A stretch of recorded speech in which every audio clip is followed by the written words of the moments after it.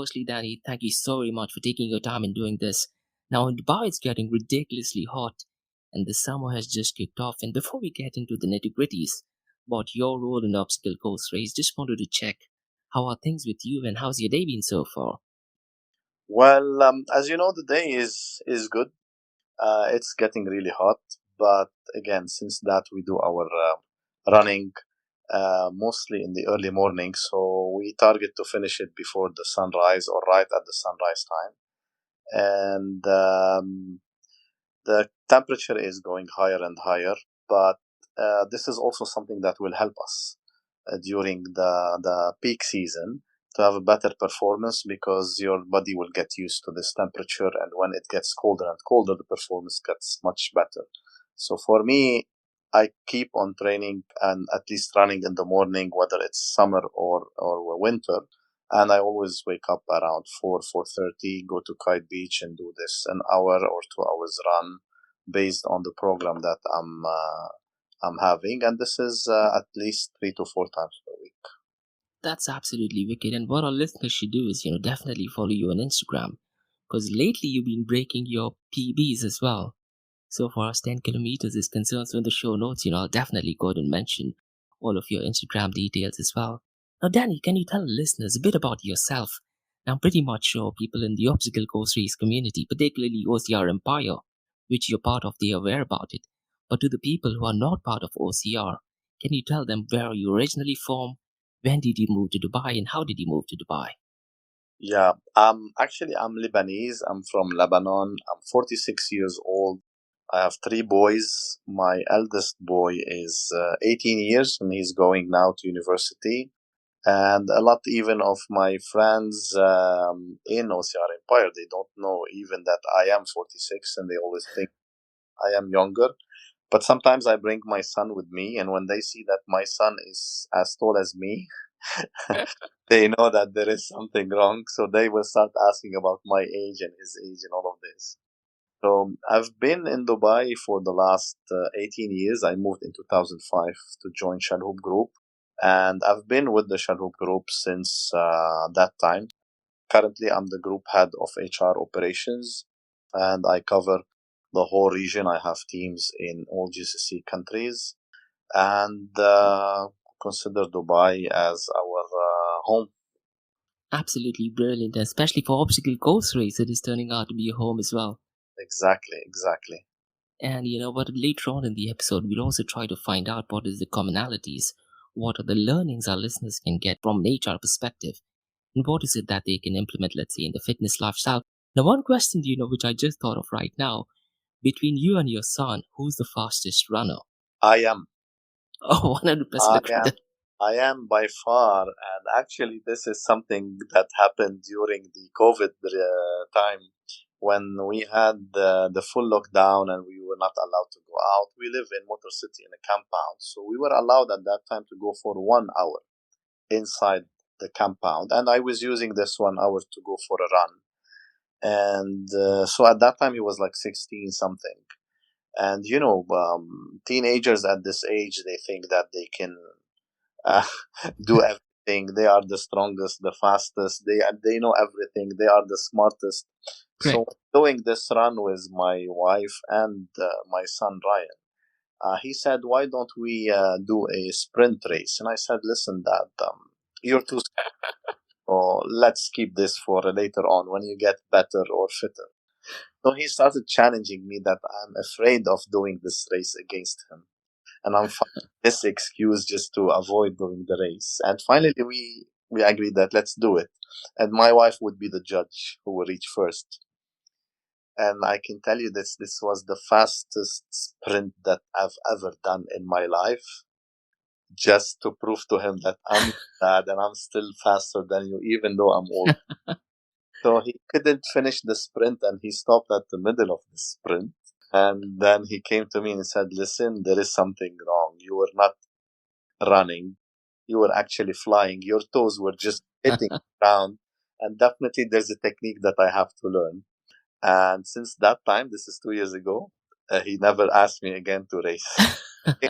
And in 2 years' time, you've gotten even better, right? Exactly. So now my performance is way better than it was 2 years back during COVID. That's a Good. motivation for him as well, because now whenever I come back from my workout or from my run or from a race, he comes and asks me, how much did you do? What was your pace? How did you feel? How was your race? So he became more interested in knowing and understanding the performance and how it goes. And Danny, this just reminds me, I did an interview with Yancy, who's the founder of Deca. One of the most precious moments that he actually has is, when he used to run with his dad. And this is when he was really, really tiny. And he always remembers it right now. So when we were talking, he was literally in tears that, the moment that he has competing with his dad is something, which right now he's well past his 50s. And he still remembers that moment. So, absolutely beautiful memory for that as well. Cheers for sharing that thing to us. Now, can you take us back to a moment, Danny, when you did your very first obstacle course race? And how did you find out about it? And what was your initial reaction when you found out about obstacle course race? Yeah, actually, I wasn't into the OCR game. I before COVID, I was very committed for the boot camp, and I was doing this 3 days per week. It's early in the early morning, so I used to drive from Motor City all the way to the marina next to the Skydive Dubai to the open public gym. We used to do 2 sessions of boot camp over there on Monday and Wednesday, and on Friday we used to do it on Kite Beach when the weekend was still Friday and Saturday. So Yeah. this beach boot camp session, I love it, and I'm in love with this, and I've been doing this for the last 5 years. But it's only once per week. So I was doing this, but I was still struggling with the monkey bar, with the multi rig, with the rope climbing, because the boot camp is not about the obstacles; it's more about the fitness and the stamina.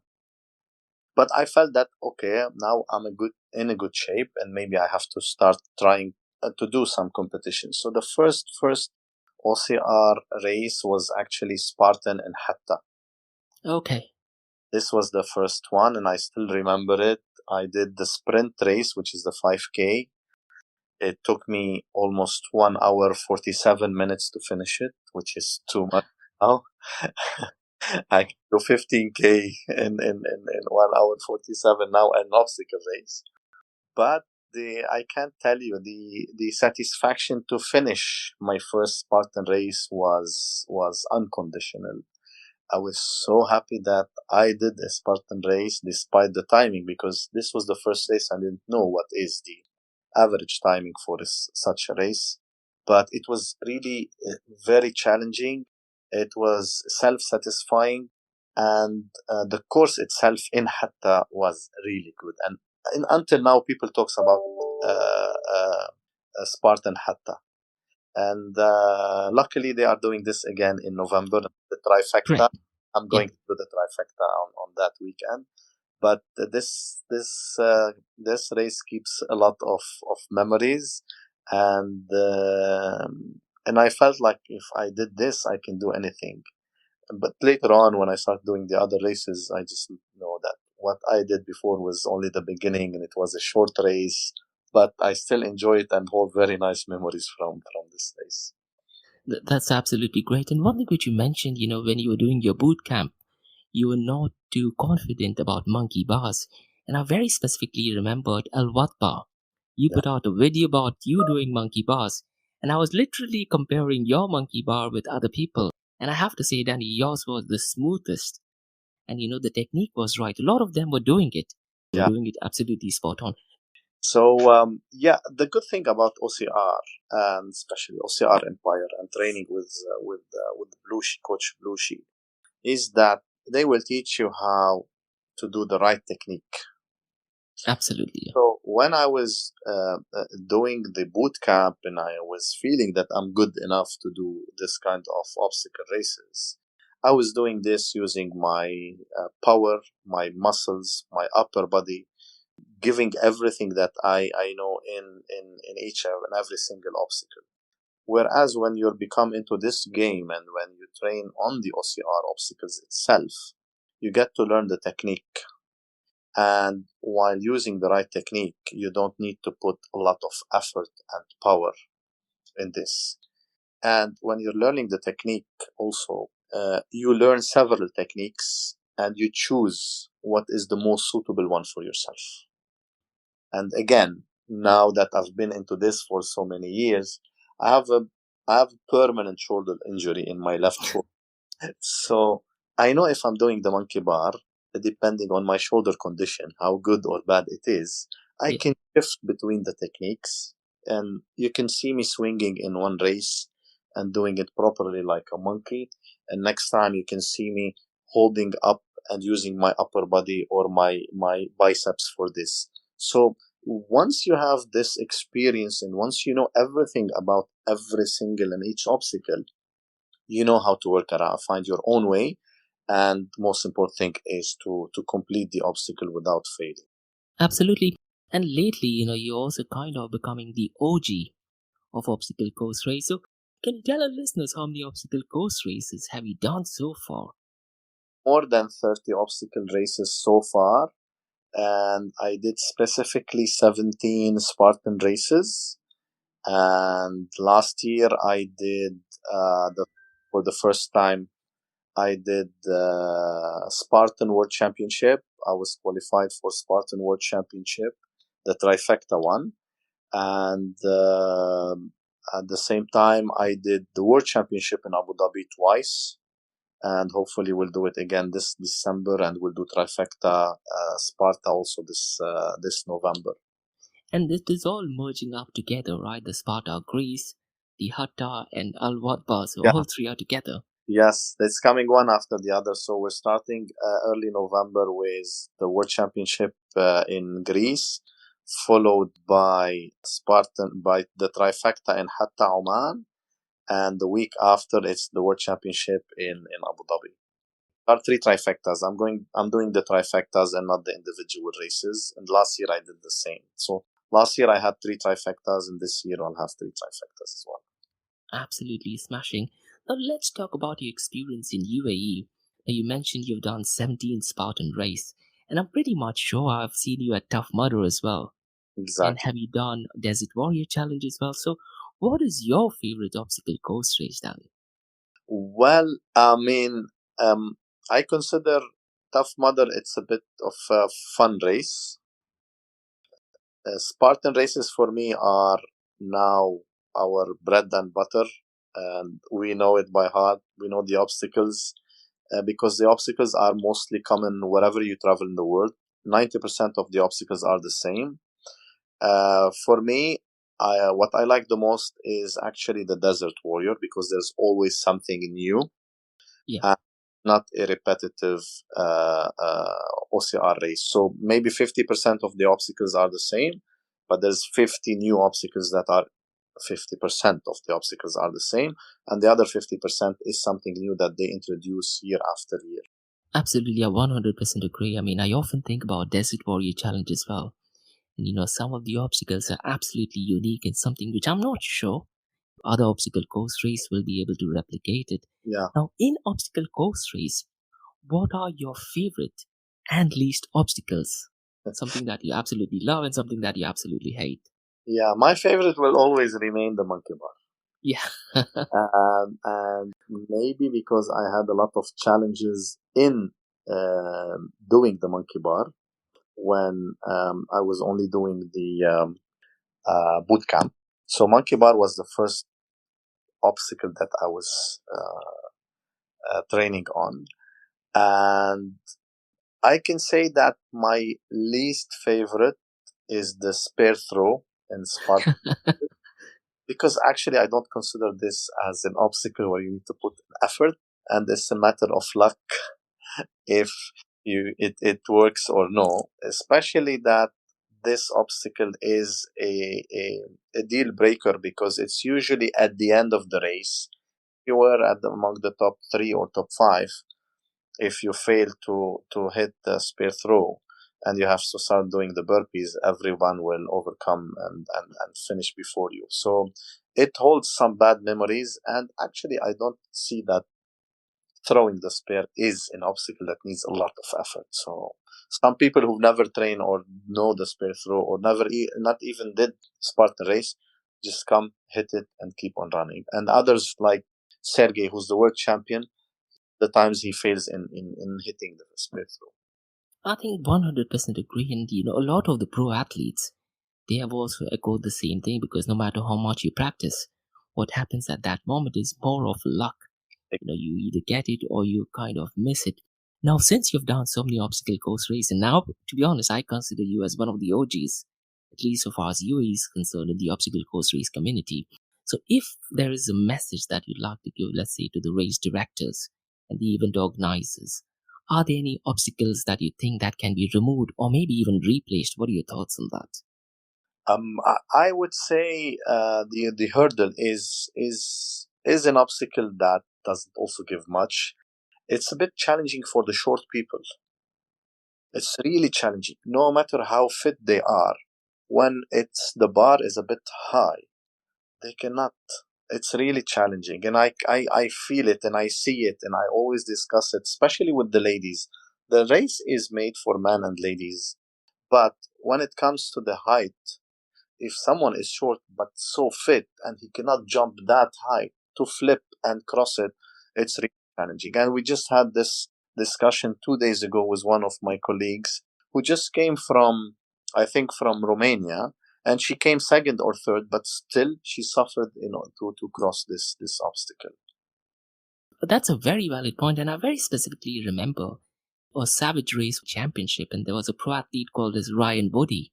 Yes, So he was leading the pack, but somehow, some way, because of his height, he just could not complete the obstacle. As a matter of fact, he was disqualified, and there were other guys who were taller than him.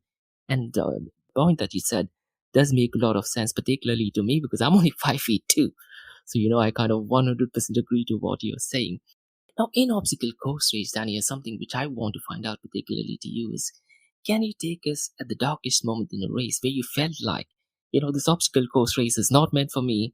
I don't want to do this anymore. So tell us the very specific moment. And the reason I wanted to find out this is, in Lever, I did see a lot of guys actually did break down. And exactly. some of them continued, some of them gave up. So I Exactly. wanted to find out, what was your situation and how did you overcome that? This was exactly my answer. Liwa World Championship 2 years ago was the hardest Spartan race I've ever done, and it was the hardest Spartan race by far. And this is the statement of everyone. Even Sergey, even Ryan, the World Championships, they said this was the toughest Yeah. race. Now the thing is that at this race, I was not well equipped. This was the first Spartan that I do in the desert, in deep desert, because when we did Meliha in Sharjah, it was in the desert, but it wasn't that deep, and it was a short race. But doing the trifecta in Abu Dhabi and in Liwa, actually the sand there is like a kind of powder. It's very, very soft, and I didn't have gaiters for my shoes. Deadliest mistake ever, but we learn from our mistakes. So it's at that race, at the Beast, especially the 21K, where I said, I mean, why I'm doing this, why I'm torturing myself, okay, why I am challenging myself, and I don't have to go through this. We go and do the races for fun, to challenge ourselves, to compete, but not to be like tortured. And this is actually was the longest race that I've done. I finished it in almost like 5 hours and a half. But I was happy at the same time. One, to finish the race, to complete it, because as you said, a lot of people just crashed on the track and they just stopped. And I was so grateful and helpful for a lot of people who were suffering on the track. And I did this after doing my first marathon in Abu Dhabi. So I was equipped from a way where I had a lot of energy gel, I have a lot of salt sticks, I had a lot of dates, I had the deep heat and deep freeze spray for the cramps. And honestly speaking, I used most of my stuff on people, because I've seen people on the sand crying, people were Yeah. shaking. People were just waiting for the rescue. People were sitting at the water station when no water was left, and just sitting there and waiting for the water delivery to come. They didn't care about the race, didn't care about the timing, didn't care about anything. They just wanted to wait for the water to come and then decide if they continue the race or they just drop and go back. So Liwa was a big challenge, and it was a big learning as well, because I don't think that we will have a toughest race than Liwa, or running on the sand, especially when you see the European champions and when you speak to them, they were really struggled in running in the desert, especially over there. This is where, for the first time in my life, I see the 600 meters dunes, which was Yeah. phenomenal. And a rope at the end of the dune was also something that you can't imagine. And we had a very good and bad memories from this race. Everyone is still until today talking about it, but it's a learning. And I also remember, the obstacle where they had thrown down the rope and where we had to climb that rope. I think that was absolutely brutal and absolutely wicked. Now, we've talked about one of, the worst experiences or dark moments that you have. Can you tell our listeners one of your most iconic moment, or maybe even funny moment, that you've had during your tenure in obstacle course race? Or maybe even a marathon or half marathon? I would say the iconic one was last year in Sparta Trifecta World Championship. It's a different experience. It's like being part of the Olympic Games or the Football World Cup. It's something so big, so meaningful for the Spartan community or for the OCR communities everywhere in the world. You get the chance to see the top 2000 elite OCR in the world. You live the experience for 3 to 4 consecutive days. You enjoy the support of the people over there who lives in this village. You just run in these forests on the track where you can still run and imagine that Spartans were living here. This is their village. This is where everything started. And the whole ceremony from the opening till the end is really something that is so meaningful.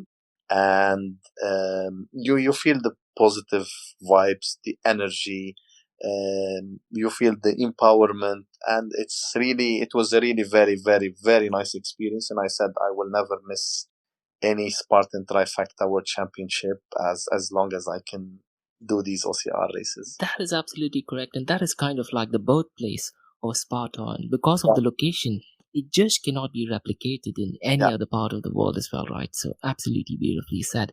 Now, Danny, right now, you're an active member of OCR Empire, and I think our listeners should definitely look at OCR Empire. They are a phenomenal bunch of people. Now, can you tell our listeners how did you get involved in them, and what role, I think you did actually mention earlier on as well, what role does OCR Empire play in shaping you and other people in the obstacle course race community? yeah. To start with, OCR Empire is my second family, and we don't consider it as a sports community or a gym where we just go there for a workout. The first day that any newcomer comes to the OCR Empire gym, Coach Blushi will tell them, listen, guys, now you're part of the family. This is the first statement that he does. You're part of the family. This is your gym. This is your house. It's an open gym for everyone, even for the non OCR Empire members. They can go there, train on the obstacles, and go. And then the father of Coach Blushi will come as well at the end of the training and say, listen, guys, this is your house, this is your gym. The door is always open. Just push the door, go to the gym, train, do the obstacles, and go. You don't have to speak to us. You don't have to call us. You don't have to take any permission. And this is something that you can't find in other gyms. Now, the way how I was introduced to the OCR Empire is I used to do some of the OCR races with a friend of mine. And after COVID, or during COVID, we stopped the boot camp training. And I was looking for a group to train with, because I do believe that training with a group would give you a lot of improvement rather than training one-to-one with a trainer or with a private coach. So this lady told me that she got to know about the OCR, and the name was not OCR Empire at that time. And she gave me the details, and I just went there to do a free trial, and I felt in love with the place, and I felt in love with Coach Blushi as well, because he is a guy that really he gives everything for the game. And since then, I've been one of the most active members of the OCR Empire, and I really consider it as my second family, and I really recommend it for anyone, and ask anyone to go there for a free trial and see how we train, try the obstacles that we have. And honestly, this is something that is really helpful, because whenever you go for a Spartan race, you know what to expect. You have the obstacles, you've been training on these obstacles for so long, and you don't have any surprises during the race. When I was doing the boot camp, okay, I know that I have a strong upper body, I have a stamina, I have all of this, but we don't have the obstacles to train on. So this is a big advantage, and you don't find these obstacles in so many other gyms in UAE. And this is why I would, always recommend people to go there and give it a try. They don't need to be top-notch athletes. They don't need to be champions. They don't need to have big muscles. It's the technique that helps everyone to do the obstacle. Absolutely, and what our listeners should do is, check out OCR Empire, because the facilities that they have is absolutely world class. You cannot ask for any better equipment or the obstacles that you actually have. Some of them are even better than what Spartan Race actually has it, in fact.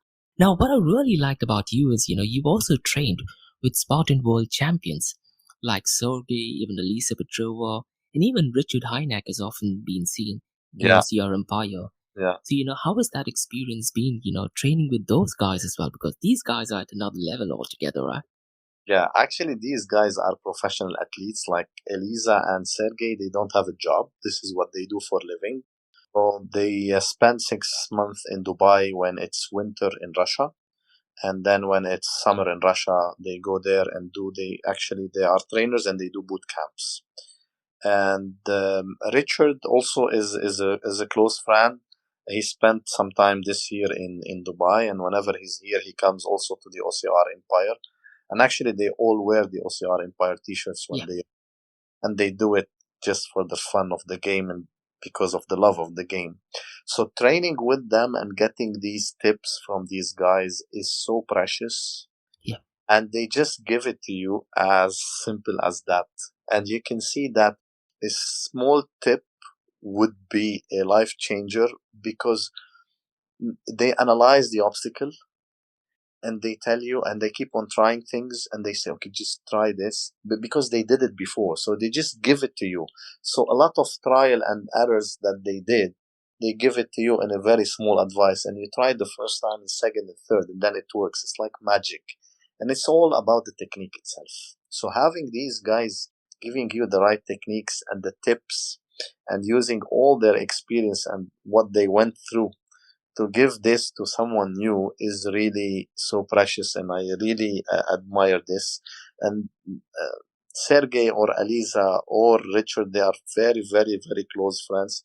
When they are here, we train together. When they are not here, I always talk to them. We always chat. We always put some comments on the Instagram, and we always look for their advice, and they are always ready and helpful, and this is very meaningful. And when we were in Sparta last year for five days, we were all together during these 5 days, and you can see that Sergey and Richard were competing in the World Championship. So you see them competing on the track during the race, and then having a lunch or dinner afterwards when the race is done, and then going out at night all together. That's what sports is, and this is what it brings to you. It brings friends, it brings good memories, it gives you a lot of experience, and you learn from these guys. You learn a lot. Absolutely, and that is the whole spirit of doing an obstacle course race as well, helping each other out. Now, Danny, you're also part of Trail Runners DXB as well. And on your Instagram profile, you mentioned that you've done marathon, a lot of half marathon as well. So, how does trail running help with obstacle course race? And this answer is more suited for somebody who has not done obstacle course race. Based on your experience, can you share your points? I do a bit of everything. Mainly the focus is on OCR and running because the base of the OCR races is running. You need to be a good runner in order to be a bit competitive in these races. Now, Trail Runners DXB are my friends as well, and they are part of the OCR Empire. And we have this deal that whenever there's an OCR race, we all run under the OCR Empire name. And whenever the trail race, we all run under Trail Runners DXB name. That is beautiful, right? So this is the thing that we do. But I also participated in so many trail running races, be it in Hatta or here in Dubai. And for me, this is something that would complete my trainings because, as you know, the OCR races, it's usually done in different locations, and in some of them you have to be a good trail runner to Yep. compete. In others, you have to be a road runner to compete, and in some, you have to be a mix of everything. So these trainings with trail runners DXB are really very, very, very helpful, especially with the elevation when you go to Shauka to run, because whenever you're competing in Europe, it's not a flat race. Most of Yep. the races, there's a lot of elevation. And only Trail Runners DXP, they are the biggest trail running community here, and they are running on a weekly basis without interruption. And this really helps us to get better in trail running, which will help us later on in these OCR races. So I really also advise everyone to try it. If even if you don't want to be a trail runner, an expert trail runner, but if you're an OCR player, this is really helpful for your training. And you just mentioned that you do quite a lot of other things as well, like starting with training. You do trail running as well. Now, a few months ago in Dubai, we had the Dubai Gulf Games, and you were practicing for it, but unfortunately, you had an injury, and I do believe that the injury just happened few days before the Gulf Games, right? What was the experience like sitting on the sidelines? And can you give us an update on what was that particular moment like? Well, I would say what doesn't kill you make you stronger. Correct, yeah, 100%, yeah. So actually, what happened is that we were qualified for the Gulf Games, and last year we were qualified for the Gulf Games, and I was the team captain as well. So Gulf Games is one of the best experience that we had in this part of the world in the GCC, because again, every year there is new obstacles, and you will never know the obstacles until the last day when you're there. So this is the best part of it. So we were training for 4 consecutive months as a team, 3 to 4 times per week together, and each one was doing his own training program on the side. And exactly 5 days before the Gulf Games, I broke my foot, and it was really a shock for me because I was doing everything to be part of this competition, and we knew that this year the level is even higher than the previous year. We were training with the elite team, which was the Sergey team and his Russian colleagues. So unfortunately, it just happened, and I broke it at the end of the session, not even during the training. Oh, I was in the jump box, and I was stepping down and leaving, and there was a small sandbag behind the box, so I stepped on the sandbag, twisted my leg, and I broke it. And the first 2 weeks were so hard for me to accept the fact that I won't be part of it. And the week after the Gulf Games, we had the Dubai Corporate Games also. yeah. And I am the team captain of Chalhoub, and I'm the one organizing and putting all the teams in place. And I participate in all the running competitions, and I used to get a lot of gold medal in this race. So for me, it was 2 consecutive races, and I couldn't do any of the two. And it was really it was a very bad experience for me to go through this. But then I decided and I said, okay, listen, I don't go to the gym. I don't lift weights. I can't run anymore. I can't do obstacles anymore. Let me use this period to train my upper body and go to the gym. So I was going to the gym like 3, 4 times a week, just doing upper body and strengthening the upper body. I had to stay away from running and OCR training for 6 weeks. And on the week 7, I started again. And but I started much better than before, and it's been like 2 months since I'm training again, and I feel so good. Yeah, and But you just mentioned about the corporate games at Chalhoub Group. I very specifically remember you actually posted a video where you actually stood first or second despite the leg injury, and I think our listeners should definitely check that video because if I'm not mistaken, it was in your left leg you had your fracture, yeah, and you still managed to do quite a lot of these workouts, right? yeah, actually, last year I got the first place in the fitness competition, Uh the huh. individual fitness competition in the corporate games, and I came first as well in the fitness competition teams game. And Okay. by the way, Nick was my partner in last year. Oh, okay. Excellent. Yeah. So I came first individual, and we came first as a team, and I got like another 4 gold medals in the running race. So this year, definitely, I couldn't run with the cast in my leg. I couldn't compete in any of the other competitions. But then I was watching the fitness competitions. The individual fitness competitions, there was a lot of running in between the workouts, so I couldn't do it. And I was asking about the teams competition, fitness competition, and there was no running. So I said, okay, give me what is the workout. Let me try it, and I'll see if I can do it or no. Because um, Chalhoub Group was we had the first place for the last 4 years, and because I'm managing and I'm managing this sports community in our company, I wanted to get the first place for the 5th year. I wanted the group to be also the first for 5 consecutive years. I like number 5, so I was trying to do anything to get the biggest number of medals and point and get the first place for the 5th year, for the 5th consecutive year.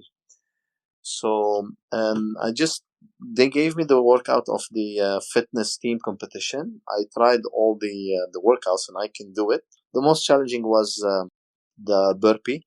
I've tried the burpees and it was fun. I said, "Listen, guys, okay, I'll make my own team." And we had an elite team. I said, "I'll be part of the second team. I'll find 2 more persons and we'll do the competition." And actually, yes, I did it with the cast in my leg, and we came second. We secured a silver medal and 2 points for the company. And at the end of the second day, we came first as well, and so we got it for 5 consecutive years. That is absolutely badass, and it's a good learning for our listeners that, despite having injury, you try to identify what are the things you can still do and smash it. And, for our listeners, they should know that the company is Chalhoub Group, which has been in existence for well over half a century. Yeah, They deal exactly. with, high luxury goods. And he did mention about Nick, who's the head of innovation. And I do have an episode discussing NFTs, which will very briefly touch base upon that. But what I think, Danny, right now is you're an athlete that I very strongly feel that some of the elite members or pro athletes definitely need to keep an eye on because you're definitely getting better and better by the day. One question what I wanted to ask is, are there any particular race venues or locations that you're dreaming of competing in and that you haven't done so far? And what is it that would probably make it stand out for you? Well, actually, I would love to take part of a few of the Europe Spartan races. And so far, the only race that we did was the Sparta World Trifecta. So this year, I'm trying to do one trifecta by the end of September in the south of France. But this kind of races with the elevation, with the track that is a combination of everything, would give you a lot of experience and would help you as well to get better and better, especially with the um, better weather conditions, better terrain. the elevation, everything around this will just make you better. Now, recently, also the OCR races are becoming more common other than the Spartan races. And this is something that will start exploring. And also, Coach Blushi is start exploring this. I think he's going in the coming few days Yes. to one of the OCR World Championship, which is something also that is new. And Sergey as well, and Richard Barr becoming part of it. So it's a very short race. It's not a long distance race. Very short, quick race. But the obstacles are needs a lot of power and a lot of experience. So a bit of new European races and a bit of OCR non-Spartan races will also shape you and make you better. And this is where I will start looking as well. Let me also give you some breaking news, which I'm not sure if you've heard about as of yet, because I was speaking to one of the organizers and they're planning to have an obstacle course race in Saudi Arabia. And this is going to be an 8-hour obstacle course race with a lot of prize money. 8 hours? It's got to be an infinite race. So essentially, it's kind of like an infinite loop. So there will be a loop, and it's going to be an obstacle course race. And most likely, they are targeting a date, most likely towards the end of this year or the first quarter of 2024. I do think it might be in it might be in the first quarter of 2024. It's going to be 8 hours of proper obstacle course race. And I'll definitely keep you updated on that as well. Yeah, sure. Yeah, actually, for me, this kind of races, it will make you only better. Yeah. And racing for 1 hour, then you start racing for 2 hours, 4 hours, 6 hours. Like when I did Liwa last year or the year before, I never thought that I can run for six Yeah. hours, and I did it. When I did my first marathon 2 years ago, I did it without training for the marathon because we were just doing our usual running training. And we said, okay, let's go and do it. We do an easy run, slow run. We just need to finish the marathon. I never thought that I can run 42 kilometers. I never thought that I can do this in 4 hours and a half. Now, definitely, if I do it again, my target would be 3 hours and a half to 4 hours. But the idea itself was not there. And Yeah. now that you've done it, you say, okay, if I did 6 hours, I can definitely do 8. And when you do the 8, you say, okay, I can do now 10 or 12. And this is how you evolve, and this is how you keep on challenging yourself to get better. Absolutely, and I do think some of the elite racers definitely need to keep an eye on how your performance is. Dany, you're also a scuba diver, right? Yeah. Because recently you also posted a video where you did diving in one of the deepest diving pool in the world. So what was that experience like, and how was scuba diving experience as well? Well, I've been diving for the last 20 years. Oh, Got my certification in 2003, 2004, before moving to Dubai. And for me, I mean, diving is a kind of meditation. I really enjoy it. I'm in love with this sport. And the experience in the deepest diving pool was fun and was epic. It was something that you can't experience every day. It's unique because it's the deepest in the world. It's fun because you get to go around and see this. It's like a building, a sinking building, where you can visit the rooms, go from the kitchen to the bedroom to sit on the bike, play basketball. It was a nice, fun experience. But for me, diving is a kind of meditation. It's my yoga. It's my yoga game because I don't do yoga, but the moment I just jump in the water, reach the bottom, and start the dive, I'm just totally disconnected from everything. I yeah. can't even think about anything other than seeing the fish or looking for a good video or for something just to enjoy the dive. And unfortunately, I can't do it very often because I have to drive all the way to Fujairah. But wherever I travel, and if there is a nice diving spots, I always go for diving. Have you got a chance to do it at Dubai Mall by any chance? Of Because yeah. course, of course, I did it, and I did it 3 times actually. This was a because my wife She knows what I'm doing, and she knows that I like extreme sports as well. So one of my birthday gifts was the skydive, so I did the jump. The second year she gave me the gift was diving in Dubai Mall with the Yeah, sharks. And after doing this dive, I actually did another two, because if you do three dives, you get a certificate in a specific photo shooting, diving with the sharks and feeding the sharks. And recently I did the deep diving pool experience. that is absolutely excellent. And are there any commonalities or any learnings we can take, let's say, from scuba diving and running? Does it help with cardiovascular or does it help with breathing technique or any Yeah, commonality? definitely breathing is the common thing between both, because it helps you to control your breath, especially when you're diving.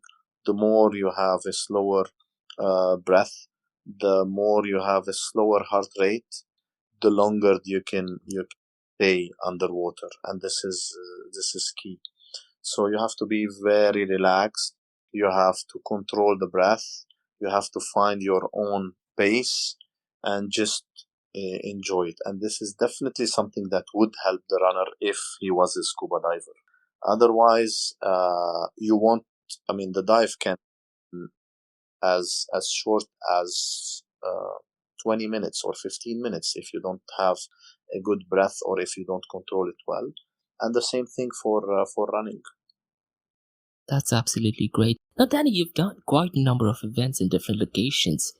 What advice would you give to fellow athletes who are preparing, let's say, for the next obstacle course race, or someone who is just getting started into obstacle course race and planning to get into obstacle course race? What advice would you particularly like to give them? My personal advice is to always be part of a team. Yeah, That's for me. That's this is key. The other advice is to look up at someone who you know that he or she is better than you, and try to get as close as much as you can to this. And this is personally speaking, and I always run with my partner Amir. There's a 20 years of difference between my age and his age. So I do my best to train with Amir, because I always have to run behind him and chase him. And this is one of the things that makes you better and better. At the same time, when you're training with him, and when he's thinking about the 20 years difference between myself and him, he would say that when I'm 46, I want to be as fit as my partner as well.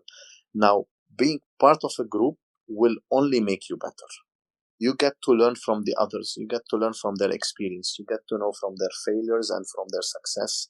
You always share the tips, and you always share the challenges, the ups and down.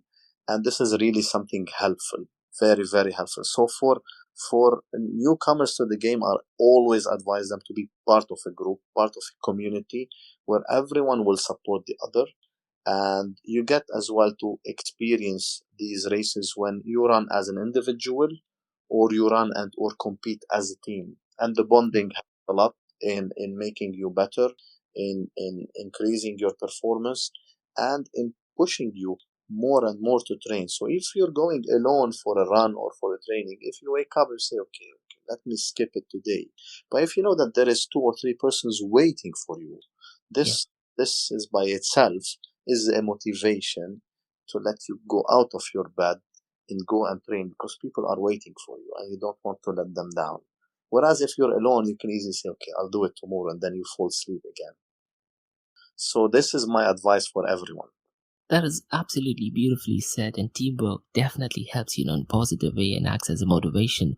And lately, Danny, there is quite a lot of hybrid events kicking up.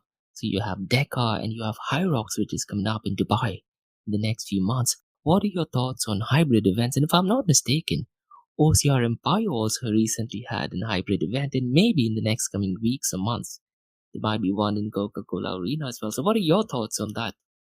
I mean, I would say these events are key for the sports community, and it gives you a wider experience, and it helps everyone to be exposed to different competitions and not to limit yourself to the OCR competitions.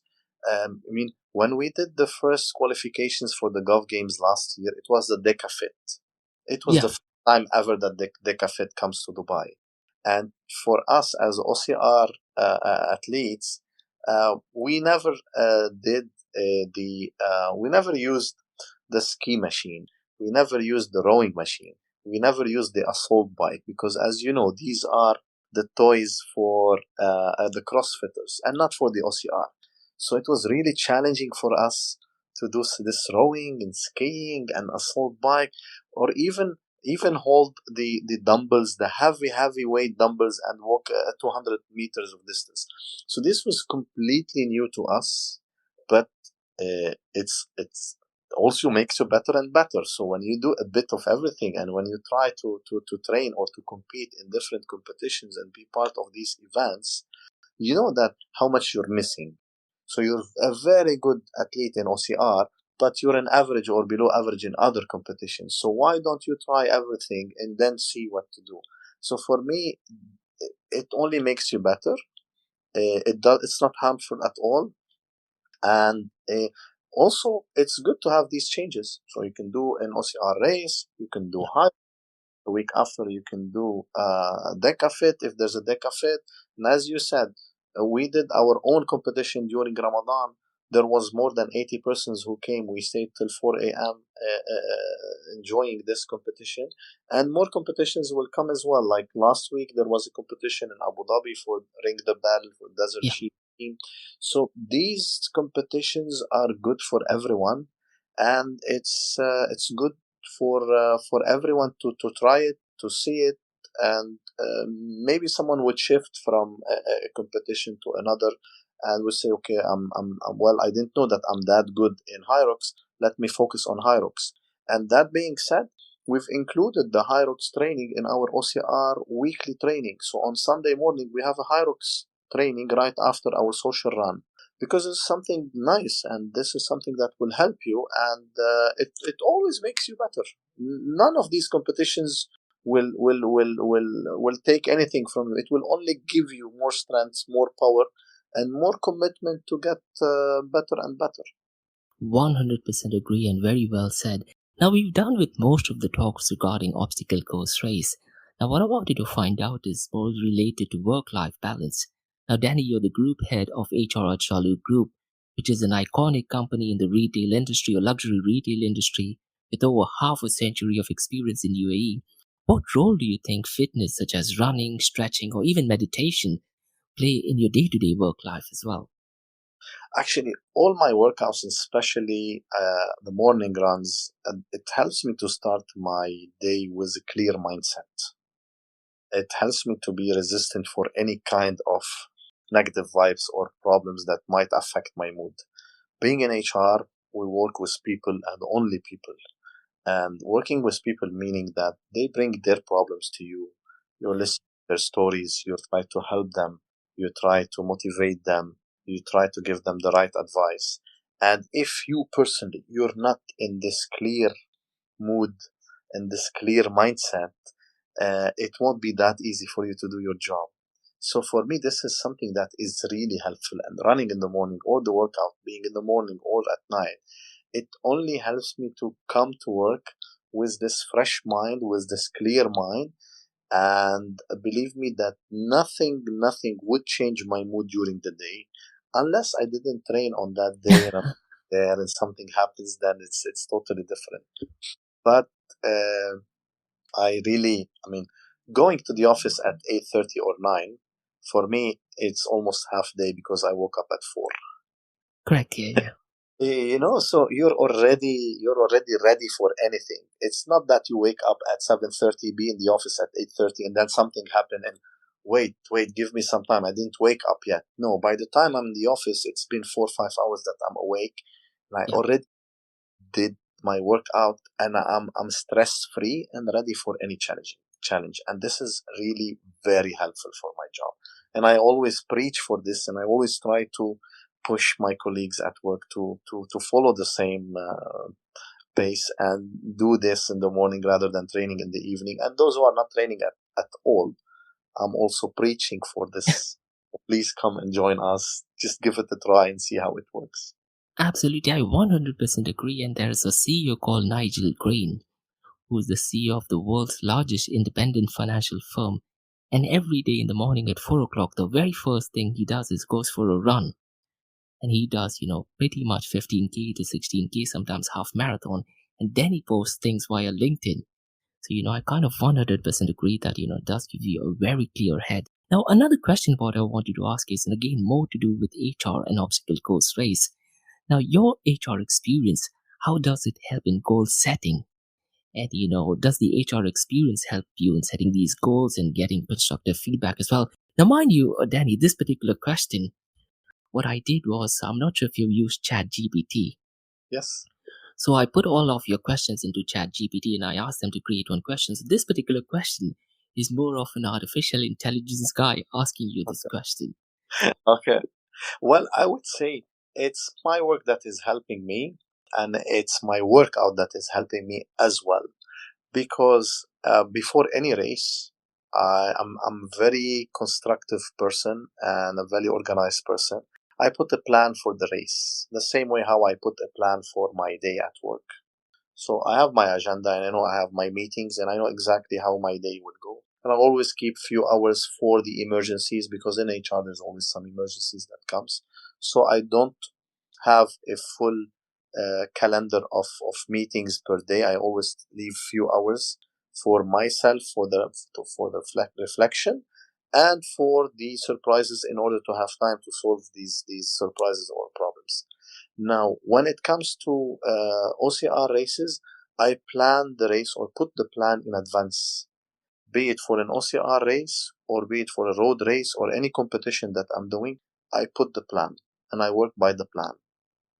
And I always put plan A and plan B. So this is my ultimate plan, and this is plan A. This is what I need to follow. If on that day I was not lucky enough and my body was not helping me, then I will go to plan B. And I do the same at work or in any competition. It's about planning and putting plan A and plan B. I 100% agree, and I'm definitely going to take a lot of learnings from this as well. Now, one message to your fellow colleagues who are, let's say, not into fitness. I think we have a common friend called Bonnie Water, who used to work at Chalhoub Group, and he's a lazy person. Yeah. So, what advice would you like to give to colleagues, who are not into fitness? Well, I would say one, it's never too late. I'm already 60. I'm already 46 years old, and until now, I see a lot of people who are competing, who are 70 years old, 75 years old, and even 80 years old. And you see these people; they are still running. You still see these people still competing. And I also hate of hearing people when they say, "I don't have time." That's the worst thing that I can hear, and I will never accept this as an answer. Uh, I'm a father of three. I have a very senior position. I have around 140 persons within my team. I travel at least 3-4 times per week, per month, for on business trip. I train 6 to 7 days per week, and I do like 10 to 12 workouts per week when I run in the morning and do the workout in the evening. I still have time for my family. I still have time for my work. I still have time for myself. So this is the worst answer that I can accept, when people would say, "We don't have time." How do you find time? There is time from 5 a.m. to 8. There is time, and Correct. the evening there is time. You just need to plug and block this time, and it's all yours. When I did my executive MBA 5-6 years ago, I never thought that I can make it, because I had to study at least 20 to 30 hours per week. But I did this for 18 months. When I finished my executive MBA, I found out that I have plenty of time that I don't know what to do in this time. So it's the same thing. You just have to block this time for yourself, and you don't have to sleep till 8 or 9 and go at work at 10. I 100% agree, and I'll tell you what I'm going to do. My brother, he works at Emirates NBD Bank. This particular part, I'm going to make him listen to it over and over again because he does not go to the gym at all. And there's this saying, it's always the busiest person who has spare time. So, planning your work, I think I 100% agree to it. Now, Chalhoub Group, the company that you're in, they are lately in the news in metaverse. Now, one question which I wanted to ask, and something which you did talk about earlier on as well. What are your thoughts on Bitcoin and cryptocurrencies? I mean, do you like it, don't like it, or what are your honest thoughts on that? Well, I'm not into it. I had few investments in bitcoins and in cryptocurrencies, but I did it out of curiosity, just for the sake of trying it. And now I'm on a dormant side of it. But I do believe that uh, for the future, this is something that we would need, and it's definitely going to come again, stronger than before, because I know that now it's at the weakest uh, Correct. and the hardest time. And I know a lot of people who lost a lot of money. Patience, I think patience is key in this in kind of investment, and you just need to sleep on your investments if you can, and wait for it. And to be honest, Danny, one reason why I wanted to ask you this is because I knew you were from Lebanon, and one of the OGs from Bitcoin is a guy called Dr. Saifuddin Amos. I'm not sure if you've heard of him. Yeah. And he has written fantastic books called as the Bitcoin Standard and the Fiat Standard. I think a lot of the listeners from the cryptocurrency world, and maybe even in the obstacle course race community, should definitely check it out. So, he goes and explains what are the benefits of Bitcoin and cryptocurrencies. Now, we've heard about Metaverse, and one of the visions of Sheikh Hamdan is for Dubai to be the top 10 city in the world so far as Metaverse is concerned. There are also plans of changing GDP to Metaverse domestic product. I'm not sure how that thing will work out.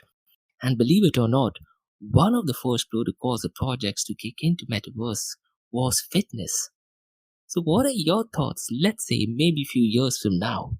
Do you think obstacle course race will have a space in the Metaverse? What are your thoughts?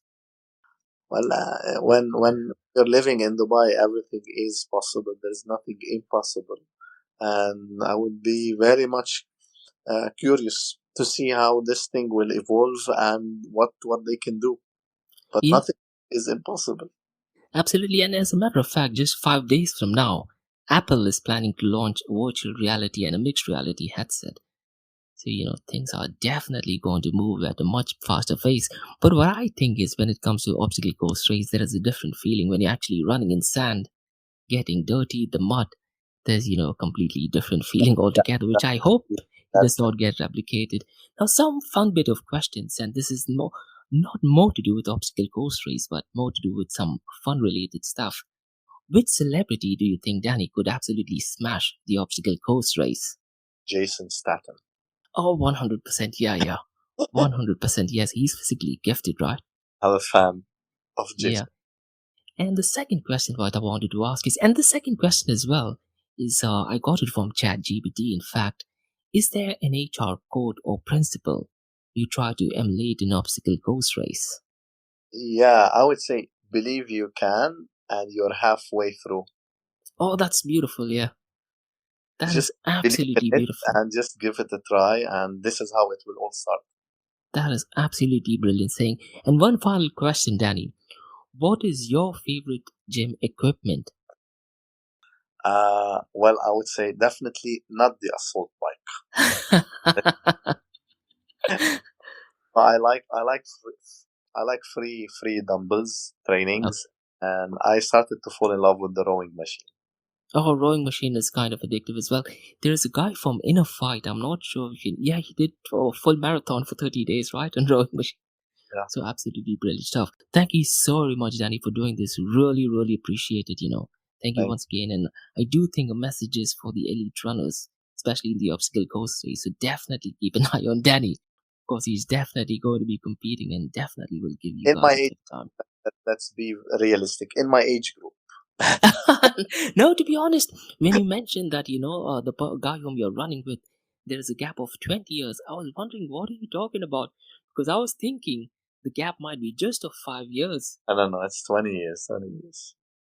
Absolutely smashing. And am I right in saying that in OCR Empire, you are heading the Sunday run or Wednesday run? Am I right in saying Yeah, that? Yes, Wednesday and Sunday, these are the social runs. It's a very slow pace runs. On Wednesday, we run 45 minutes, and on Sunday, we run for 1 hour. And I am one of the pacers, and I'm leading this. And it's for everyone. It's an open invitation for everyone. And we can, whenever we're a big group, we can split in smaller groups, and each pacer will be leading a small group with a specific pace. So no one should be afraid or worry about running with us, because we have a pacer for everybody. That's absolutely brilliant. Thank you so very much, Dany, for doing Thank this. Really, you really a lot. appreciate it. Thank you. Have a Thank good you very much. Have a nice one. You too. Bye.